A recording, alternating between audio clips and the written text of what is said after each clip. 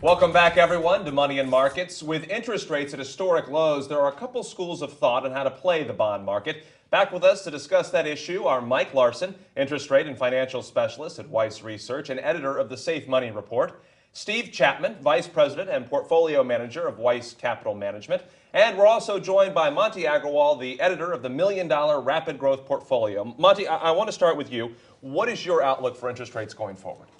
Well, there's several factors affecting interest rates.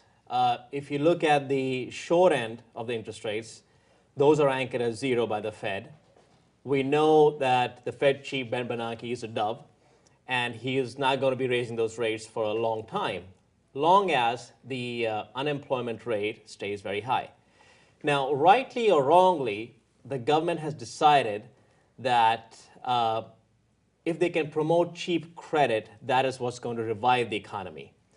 So now the next step is keeping the short-end rates at zero. They're trying to drive down the long-end rates through this program called quantitative easing, where they're going to be buying medium and long-term government bonds.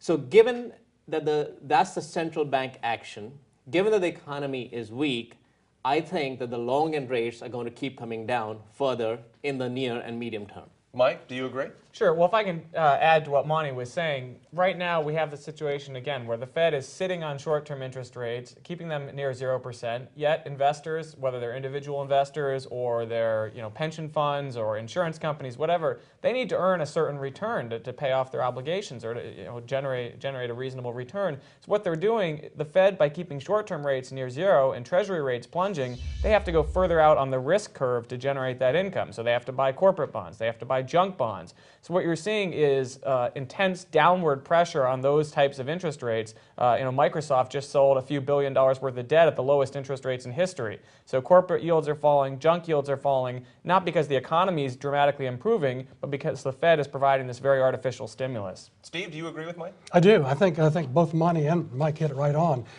My concern is that we've been in a downward interest rate trend, Jamie, since really 1981. If you look at a long-term interest rate chart, we're continuing to go lower and lower. I suspect that we're going to continue to do that.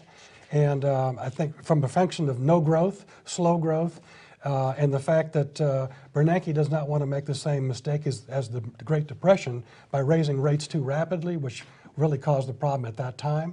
I think he's going to keep them low for a long time, and then when he begins to change them, he'll telegraph it accordingly, so we'll have time to make our adjustments. Well, obviously the Federal Reserve has the overwhelming power here to control interest rates. You criticized their monetary policy a little earlier in the year. What should they be doing? Sure. Well, Jamie, and what I think the problem is with the Fed keeping rates artificially low here, again, is it's a war on savers. We all like to think, well, that's great. It allows us to borrow at cheaper rates. It allows companies to borrow at cheaper rates, cheaper mortgages, whatever. But again, you have to look at the other side of the coin and realize it's decimating savers, retirees, and people that need the income to live on. Absolutely. So what I think we're seeing here, one of the reasons why I think there's less spending going on than people would be normally expecting is that people have to save more money to generate that income in retirement at 1% or 2% yield than they did at 4 or 5%. I think some of what the Fed is doing is paradoxically making the economy weaker or forcing more money into savings to offset that drop in yield. Monty, your thoughts? Yeah, that's a very good point. Actually, people forget that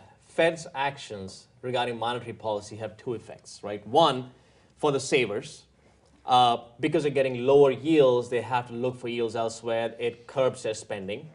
But right now, it's interesting that because the Fed is focused very highly on lowering the credit cost or lowering the cost of borrowing money for corporates.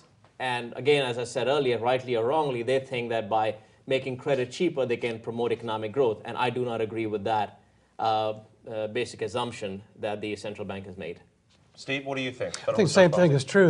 I think from the savings standpoint, they are actually contributing to the slower growth because, as Mike pointed out, back in 1981, when you could buy, in the good old days, an 18% CD, so if you had $1 million, you could generate $180,000 cash flow off that.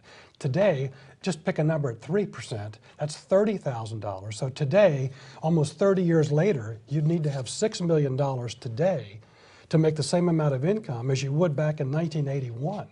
And it's forcing these people to either cut down, live lower, clean up their own balance sheet, and it's keeping them from spending And exactly what the Fed wants them to do, they're prohibiting by keeping a lid on these rates. And I think it's a double-edged sword. Okay, should they raise rates?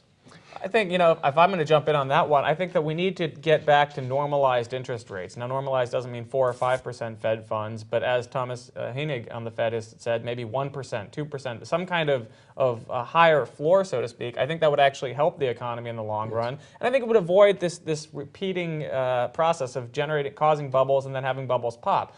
We had it, and obviously in tech stocks, it's partially as a result of cheap Fed money. We had it in housing as a result of cheap Fed money. Now you're seeing exotic structured securities come back. You're seeing yields on junk bonds plunge well below what they would be given the economic fundamentals. And I think that's another just example of easy Fed money promoting too much yield chasing. Absolutely. Exactly. And I want to just add one more point to that, which is that there's a psychological effect involved as well, which directly affects consumer confidence.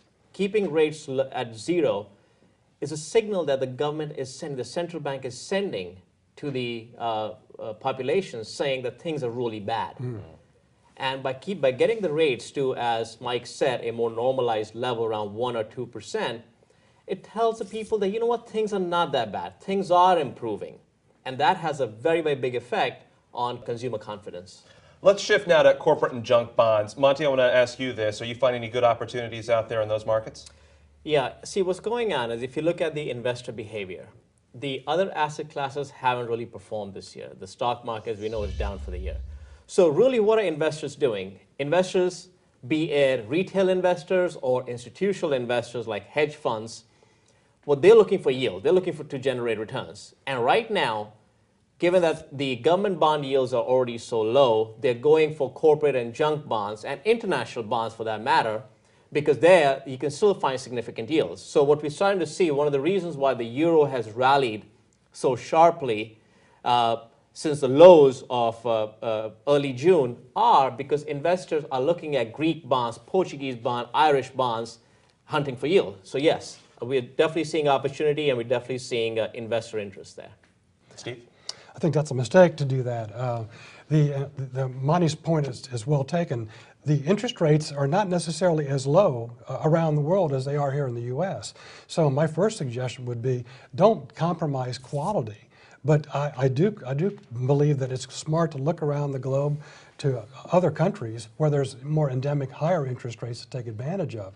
But if you cut your quality in the process of reaching for yield, that's going to put you in a very dangerous position, because should another credit crunch arise, which and I think it will, and the flight to quality, that what you thought was going to be safe is going to absolutely collapse just because you want to reach for that little extra yield. So I would be very careful in reaching for yield in this environment, but that's not to say look outside the country to pursue higher yields, but within a higher quality spectrum. Yeah, again, the important lesson I think we all need to take away from this is that you may think you need a 7 or 8% interest rate to generate as your generated return, but if you look at what you're buying to get that, the further out you have to stretch to get that, the more risk you're taking on, and that 7 or 8% yield that you might have earned can be torpedoed if the price of the bond drops 7, 8, 10%. So that's what we have to really be worried about, is the price of these bonds. When you stretch out, you buy Greek debt, you buy Portuguese debt, or even if you buy a high yield debt here in the U.S., you have to be worried that the price of that bond is going to drop so much, it's going to eat up all of your interest rate and then some.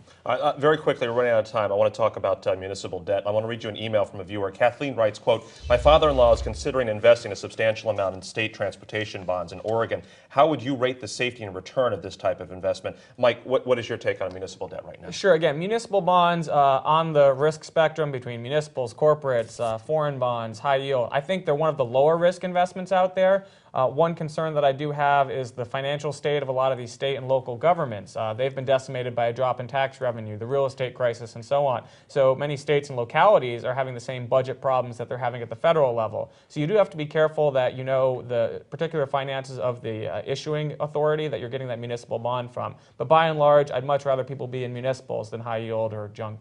Steve?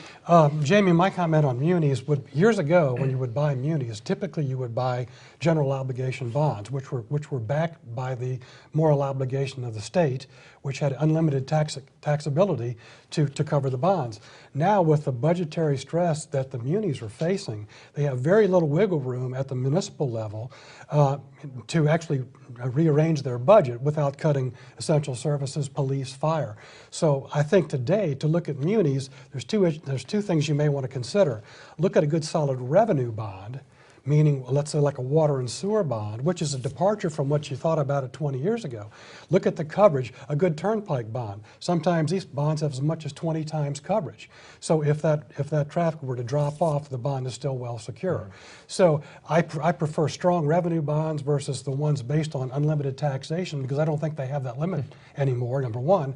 And number two, you're going to have to put up with some headline risk, meaning that you could pick a very good municipal bond for all the right reasons, but when other problems start surfacing, you're going to have a headline risk where all of a sudden people are going to come against munis, and your own bond may underperform just because of bad press. So that's something to consider. All right. That's all the time we have, gentlemen. Thanks so much, Monty Agrawal, Steve Chapman, Mike Larson. Thank you all for being here. Thanks also to Jen Amos. If you have a question or a comment for any of this week's guests, just email us here at Weiss Money Network at weissinc.com. Coming up next week, gold and silver haven't been the only commodities on record-setting runs lately. Food prices have been surging as well. We'll examine the trends in wheat, sugar, corn, and other soft commodities and tell whether now is the time to hop on that bandwagon.